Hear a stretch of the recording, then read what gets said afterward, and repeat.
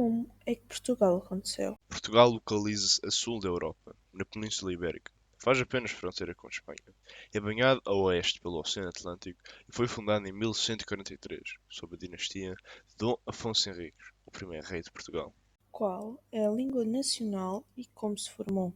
A língua nacional de Portugal é o português, a qual é derivada do latim, o idioma que se falava no Império Romano. O português originou-se na fase proto-histórica, no século XII, quando se foram desenvolvendo textos desse português, o qual se parecia com um latim menos civilizado. Durante a fase do português arcaico, desde o século XII ao século XVI, entre os séculos XII e XIV, a língua denominava-se como galego-português, e entre os séculos XIV ao XVI, a separação entre o galego e o português aconteceu. E mais tarde, a fase do português moderno começou, a partir do século XVI, com o estabelecimento das características atuais do português. O português também é a língua nacional de outros 8 países, respectivamente Angola, Brasil, Cabo Verde, Guiné-Bissau, Guiné Equatorial, Moçambique, São Tomé e Príncipe e Timor-Leste. E Portugal tem história em literatura? Tem sim, Luís Vaz de Camões foi o poeta nacional de Portugal. Escreveu Os Lusíadas, uma epopeia que glorifica o povo português da época dos descobrimentos, uma das obras mais importantes para a literatura portuguesa. Mais recentemente temos José Saramago, o único escritor português a ganhar um Prémio Nobel de Literatura. Fernando Pessoa foi um poeta e uma figura muito importante no modernismo português e escreveu muitas obras. Uma delas foi a obra Mensagem. E temos muito mais, como Flor Bela Espanca, Sofia de Mel Brainer, Gastão Cruz, poeta algarvio falecido este ano, Dom Dinis, também conhecido como Rei Poeta, e não podíamos deixar de falar do pai do teatro português, Gil Vicente, autor de várias obras importantes como O Alto da Barca do Inferno, uma obra contemporânea que, discretamente, critica a sociedade do século XVI. Depois temos Manuel do Nascimento.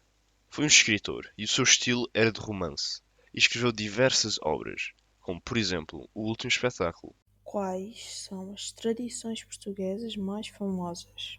Portugal tem várias tradições, entre elas a dança destaca-se. Uma das danças tradicionais mais conhecidas são os Pauliteiros de Miranda, a qual é constituída por um grupo de 8 homens que dançam ao som da gaita de foles, caixa, tombo e castanholas, retratando elementos históricos da região, Terras de Miranda, na qual se fala mirandês, um outro idioma nacional de Portugal, que aparenta ser uma mistura de português com espanhol. Vestem uma saia bordada, camisa de linho, colete de pardo, botas de cabedal, meias de lã, um chapéu e usam os 2 paus para dançar. E quais são as artes e obras mais famosas de Portugal? Uma delas é o fado, um estilo musical português cantado por uma pessoa, o fadista, o qual é acompanhado por uma guitarra clássica e uma guitarra portuguesa. E os nomes mais conhecidos do fado são Amália Rodrigues, Ana Moura, Marisa, Alfredo Marceneiro e Carlos do Carmo. Outra são os azulejos, um produto que foi introduzido em 1498 pelo rei Dom Manuel I. A sua produção foi rapidamente aprendida e usada em construções e em decorações.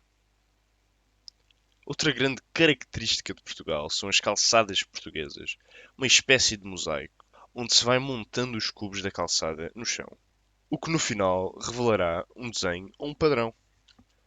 Portugal deixa a sua marca na arquitetura com o estilo manuelino, um estilo de arquitetura decorativa, escultórico e de arte móvel, que foi desenvolvido durante o reinado de Dom Manuel I. Também houve pintores portugueses importantes, como Nuno Gonçalves, qual pintou os painéis de São Vicente. Depois temos Vasco Fernandes, um pintor cujo estilo era renascentista, o qual pintou a Adoração dos Reis Magos, São Pedro e A Última Ceia. Mais recentemente, temos Paula Rego, uma artista que é condecorada pelo governo português e pela Rainha Isabel II. Paula tem um histórico de obras muito famosas, as quais seguem um estilo surrealista e expressionista. Outro artista interessante é Bordal II, um artista que usa resíduos urbanos nas suas obras, seguindo o lema "O lixo de um pode ser o tesouro de outro", e usa grafite e objetos abandonados, desperdícios e refugos procedentes de obras, ruínas de edifício, carros e fábricas, entre outros, misturando-os para criar as suas obras. Ainda na área das artes plásticas, temos Joana Vasconcelos, qual será a primeira mulher e a mais jovem artista contemporânea a expor em Versalhes. Exposição essa que teve o maior número de visitantes nos últimos 50 anos à sua data. E Portugal teve algum papel importante na história? Teve sim, durante a época dos descobrimentos, entre o século XV e o início do século XVII, Portugal criou imensos pontos de comércio pelo mundo. Teve um vasto império que passava pelas Américas, África e Ásia, com uma maior posse territorial no Brasil e em Angola e Moçambique. Passou pelo Cabo das Tormentas para chegar à Índia, trazendo as especiarias da Ásia para a Europa. Portugal foi um país colonizador, daí ter levado as suas tradições e costumes para os países colonizados, coisas que ainda se vêem hoje em dia, como a língua.